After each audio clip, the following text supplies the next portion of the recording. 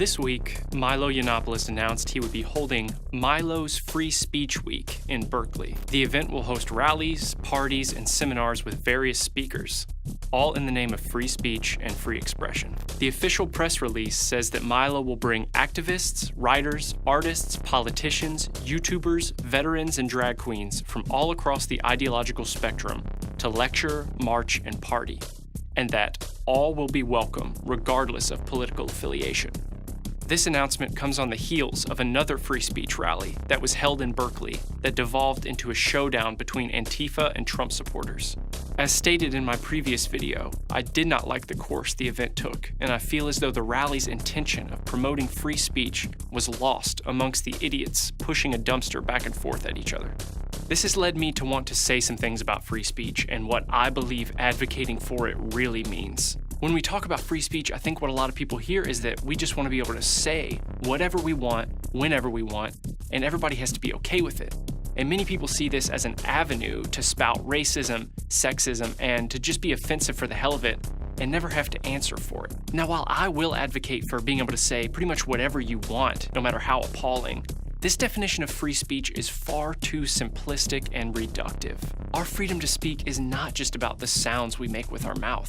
It's about the fundamental tool we use to navigate within the world, our ability to materialize our thoughts and ideas, and to better understand ourselves and our peers through communication. An advocation for freedom of speech is an advocation for the empowerment of the spoken word and its elevation above the more blunt instruments of the past. It isn't just a defense of our ability to speak words, but an upholding of language as the highest virtue and the apogee of the development of ideas, the solving of problems, and the progression of society.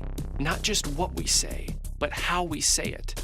And not just what it means, but how its meaning can shape our reality. Language is the tool that allows us to craft a common perception, a mutual narrative, wherein we orient ourselves in accordance with others. Language is a channel through which ideas can enter into the physical world. Ideas are transformed through language, and language can transform our reality.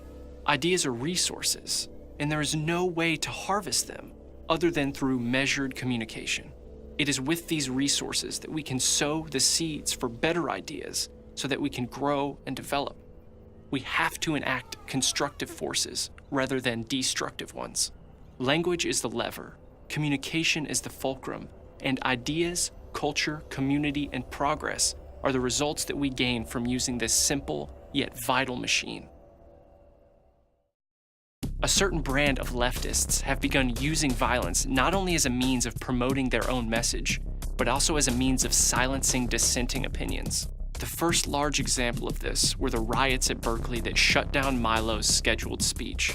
Since then, this activity has become more widespread and normalized. The most recent free speech rally at Berkeley saw the right physically engage with the left.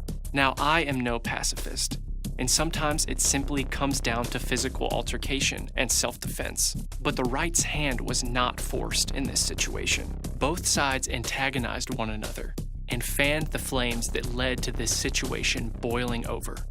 By engaging with this violence, you in some ways justify and empower the tactic, while simultaneously disempowering the very thing you are promoting, the strength of the spoken word. Resorting to unnecessary violence as a means of promoting free speech is as equally contradictory as resorting to violence as a means of promoting equality or tolerance. If you truly want to convince someone that your position is valid, I can think of no worse way than hitting them over the head.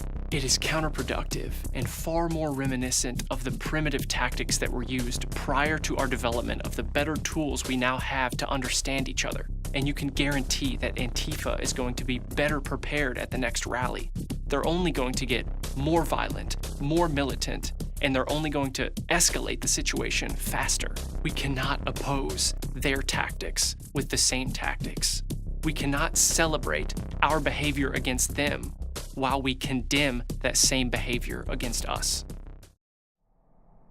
No one has embodied this philosophy better than Dr. Jordan Peterson.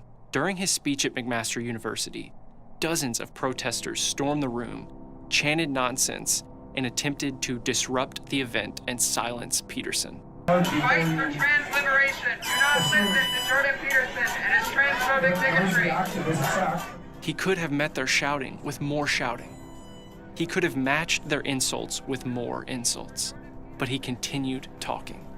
He maintained his belief in the power of language, and by doing so, he disempowered the repetitive, feeble language of his opposition. It takes true self-control, true power and strength to stay composed and to continue the more difficult, but ultimately more rewarding path. This is what victory looks like.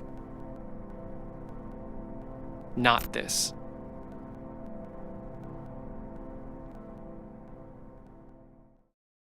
Another troubling aspect in these debacles is the lack of police presence. We now have reports coming out revealing that the mayor of Berkeley ordered the police to stand down, and that he is also a member of a local antifa group on Facebook.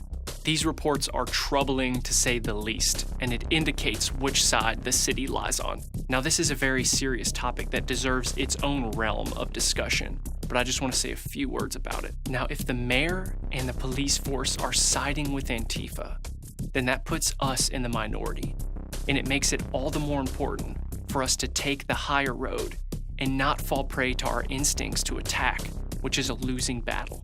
While I do believe proper police presence is important, there's no reason for us to outsource our personal responsibilities to the cops. We must have greater expectations of ourselves and hold ourselves to a higher standard than we hold the opposition. Now, to clarify, I'm not saying that we should just go up to them and say, hey, let's just talk it out and be friends. But until there's nothing we can do to de-escalate the situation, and police intervention or physical force are the only options, then we have to do everything we can to prove that we are better than these thugs. I know people want to click on a video and just hear, fuck Antifa, fuck these people. But what about us? What about what we are doing? Redirect the focus inward. Yes, fuck their tactics. Yes, fuck their ideology. But they are citizens just like us. They're just on the other side of the fence. This is a war of ideas, and it must be won with superior ideas. That is the only chance we have of getting those people on our side of the fence. The pen is mightier than the sword. It's a cliche spoken far too many times, and obviously it is not literally true. But the statement reflects the weight and the strength that words possess. Words themselves, as we see in our own country, are powerful enough to bring those fearful of the words to violence. We cannot also turn to violence ourselves when we possess the stronger, mightier tool. We must continue battling with the tactics that are most effective against these closed-minded ideologues. And time again, it is shown that the spoken word is most effective against their nonsensical politics and uneven temperament. If we engage them, we provide them with the attention that they desire. And if we practice violence back at them, their own violence is justified and their behavior will only continue. There is a truth present in language and communication that is not present in violence, and empowerment lies in speaking that truth. It takes time and effort, but it is infinitely more constructive than the alternative option. My friend sent me this graphic the other day. It's pretty self-explanatory and shows the left squeezing out everyone who doesn't agree with them. But there's something else that struck me about it. As the left presses harder and harder against the center, they also get closer and closer to the right. Now, the right is often thought of as the less tolerant, more rigid and non-inclusive party, but a paradigm shift is occurring. The left has become the party of intolerance and rigid ideology. They've become everything they condemn the right for being. What is important here is that we don't all clump up in this corner. We will all end up hating each other, and the chance of progress will continue to shrink indefinitely. We must recenter ourselves and look at things objectively and thoughtfully. Do not fall prey to their poisonous methods, and do not point fingers back at those who are pointing fingers at us.